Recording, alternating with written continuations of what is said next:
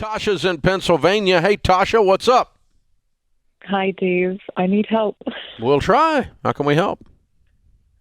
So here's the situation. I recently bought a primary residence.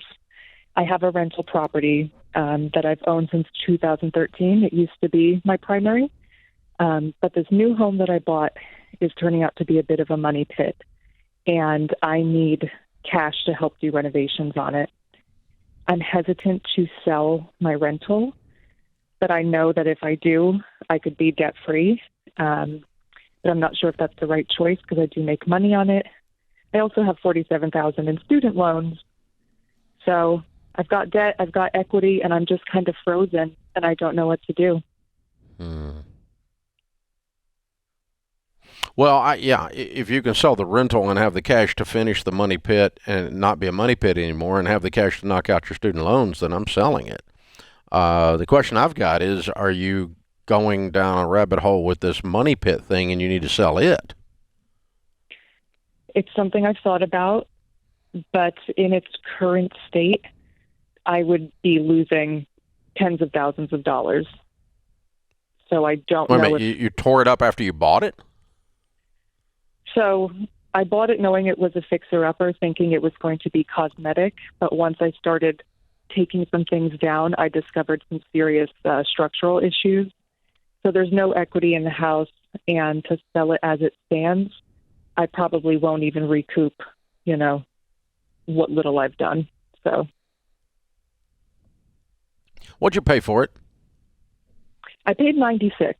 What would it sell for today as is? I mean, I think 50, 60 tops. Okay. So I would be losing upwards of 30 to 40,000 right off the bat. Mm-hmm. I think either it way needs about $50K in work too. And then at that point, what would it be worth if you put all this money into it? Are you going to recoup it I would anyways? I would have no equity, but I think I would break even. If I put in 50, I think it would be worth around 130, 140. So I'd probably break even, no equity, and I'd have a nice home to live in. And you'd be happy with the home at that point? I would, yeah. It's just a matter of funding those repairs, and I'm hesitant to sell the rental. I could do a cash-out refi and have money to do it. I know that's probably not Dave's choice, but well, you've got all this. You've got a pile of debt too, sitting there with the student loan. So I like the idea of paying off of selling the rental. Could you pay off your student loans and have a pile of cash if you sold the rental? So my rental I bought in 2013 for $150. I only owe $104, and in this market, it's probably worth $350. I could be debt free. I could pay off the mortgage on the new house with it. I could be totally debt-free if I sold it. I like the sound of your voice even saying that. Sounds like this anxiety is not worth the money coming in from the rental. You could clean up the student loan debt, have a pile of money, and have some money to fix your primary residence. That sounds like that's what I would do if I was in your shoes. Yeah. Because it sounds like this is just not a fun time for you right now, as is. It's not. And on the rental, I net about $700 a month. So I feel like it's decent, but it could also solve all my problems if I got rid of it. Yeah. I think that's the answer. That last sentence, that's what sums it up, right?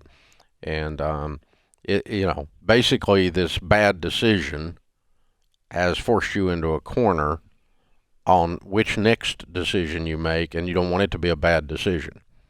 So, if you don't want to lose $30,000 selling the house as is, and move on with your life and keep the rental, then I would sell the rental and I'd finish fixing this place up. I'm a little bit afraid that it's more than $50K for you to fix it up, but you're going to have more than $50K, so that's okay. Here's what's interesting. When you're doing the fix-up with cash from the rental that you kind of are pissed about having to sell it, you're going to be super careful with the renovation, and you're not going to go overboard, because you're using like real money that came from a source that you didn't really want to have to do. And so it's going to kind of make you very, very wise in your renovation process, and you'll be a lot calmer in your renovation process too, because you're not doing it all with borrowed money. The chances of you do a cash out refi, and then let's just add to this equation a bunch of debt. Let's add to this mess a big pile of debt. No, that would just be, you're just compounding the stupid then. And no, I wouldn't do that. But yes, I'd sell your rental here, and let's get this mess cleaned up. Get the mortgage paid off. Get the rental fixed, or get the house fixed up, and get the student loan paid off. And you got a lot of peace in your life at that point.